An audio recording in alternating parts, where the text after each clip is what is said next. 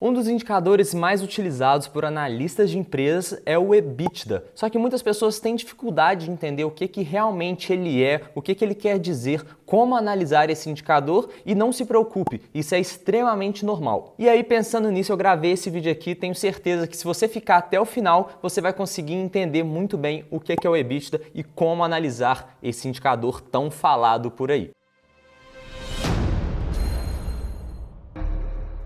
Fala galera, beleza? Meu nome é Henrique Stuart, eu sou certificado como especialista em investimentos pela Ambima e nesse vídeo aqui nós vamos falar tudo sobre o indicador EBITDA. O que ele é, de onde que ele vem, qual que é a sua importância numa análise de uma empresa e também alguns cuidados que você precisa ter na hora de analisar esse indicador. Vem comigo. O EBITDA nada mais é do que a sigla em inglês para lucro antes de juros, impostos, depreciação e amortização, LAGIDA em português. O seu resultado diz respeito a uma aproximação da geração de caixa operacional de uma empresa. E por que isso? Quando a gente olha a DRE, a gente vê que ela está distribuída mais ou menos dessa forma. Nós temos a receita, se a gente subtrair da receita os custos, a gente chega no lucro bruto. Se a gente subtrair as despesas, a gente chega no EBITDA, subtraindo depreciação e amortização, a gente chega no lucro operacional. E aí depois a gente pode descontar os juros para a gente chegar no lucro tributável, né, na base tributável, e a partir daí a gente desconta o imposto de renda que tem de ser pago para o governo e finalmente chegamos no lucro líquido, que é aquilo que realmente fica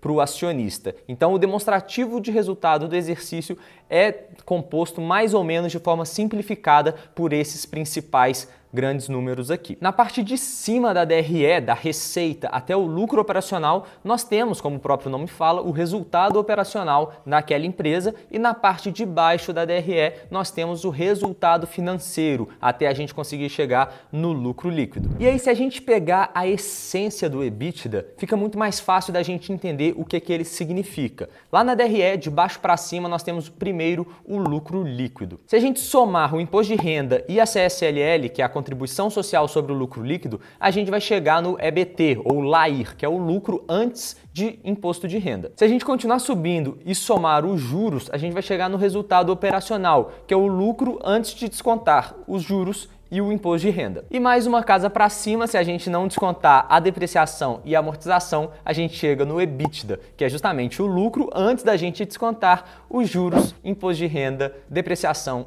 e amortização. É a essência do EBITDA é essa, o próprio nome fala, que é o lucro antes de juros, imposto, depreciação e amortização. E aí você pode estar se perguntando também por que o EBIT, o resultado operacional e a geração de caixa operacional da empresa não são a mesma coisa e sim o EBITDA é uma aproximação dessa geração de caixa. Por alguns motivos, principalmente dois, que eu vou falar aqui agora. Mas antes, se você estiver curtindo esse vídeo, deixa seu like aqui embaixo para me ajudar a chegar em mais gente com esse conteúdo e conseguir ajudar mais pessoas também a entender esse indicador que é tão difícil para as pessoas entenderem. Beleza? Posso contar com você? O primeiro fator que faz com que o lucro operacional e a geração de caixa operacional da empresa não sejam a mesma coisa é o fato de que a empresa precisa contabilizar a depreciação e a amortização na sua DRE, porque isso vai reduzir a base tributável da empresa, ou seja, ela vai conseguir pagar imposto de renda sobre uma base menor, ou seja, ela paga menos imposto de renda,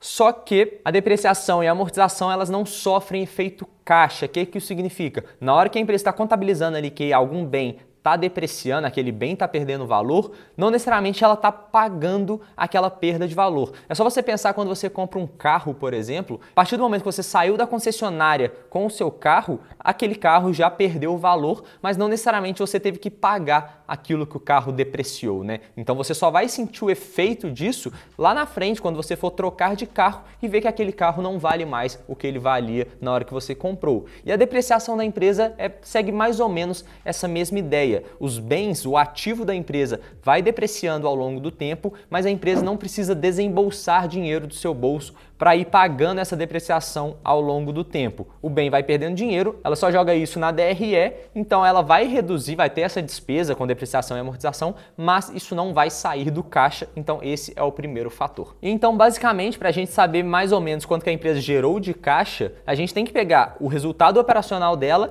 e somar aquilo que não saiu do caixa. Então, ela teve a receita que entrou no caixa, teve os custos e despesas que saíram do caixa e a gente chegou no resultado operacional. só que dentro dessas despesas estavam incluídas a depreciação e a amortização, e como elas não saíram do caixa, a gente precisa somar isso de volta para chegar no EBITDA. E o segundo motivo para explicar justamente essa diferença entre o lucro operacional e a geração de caixa operacional é o fato de que a DRE ela é feita num regime de competência. Isso significa que as coisas são registradas no momento que acontece e não quando o dinheiro entra ou sai da empresa, como é feito em regime de caixa. Vou explicar melhor agora. Por exemplo, quando uma empresa faz uma venda, ela registra uma receita, mesmo que aquele dinheiro não tenha entrado no caixa. Mas como assim? A empresa vende e o dinheiro não entra no caixa?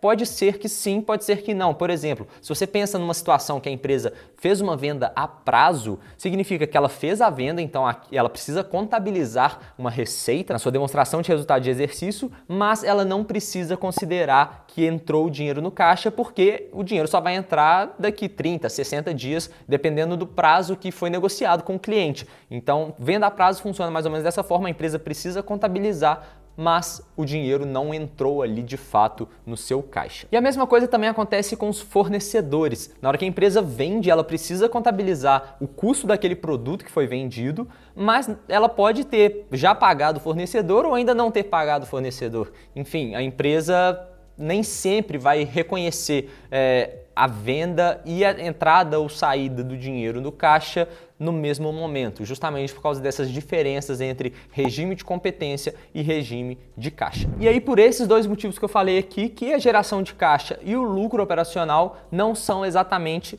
a mesma coisa. Mas, mesmo assim, o EBITDA é um indicador muito importante, muito utilizado por analistas que querem saber a eficiência operacional daquela empresa, ou seja, uma aproximação ali de quanto de caixa que a empresa está gerando na sua operação, porque a geração de caixa é um indicador muito importante para qualquer análise. Principalmente analistas de crédito gostam muito desse indicador porque ele mostra resultados operacionais sem considerar ali o resultado financeiro, ou seja, a estrutura de capital, se a empresa está muito endividada ou não, isso não vai impactar tanto assim no EBITDA. E é isso que eles querem saber mesmo, eles não estão tão preocupados assim com a estrutura de capital na hora de fazer essa análise da eficiência operacional daquela empresa. E aí, por outro lado, por mais que o EBITDA possa ser um indicador muito interessante também, existem pessoas que falam que o EBITDA é o lucro antes de tudo que importa.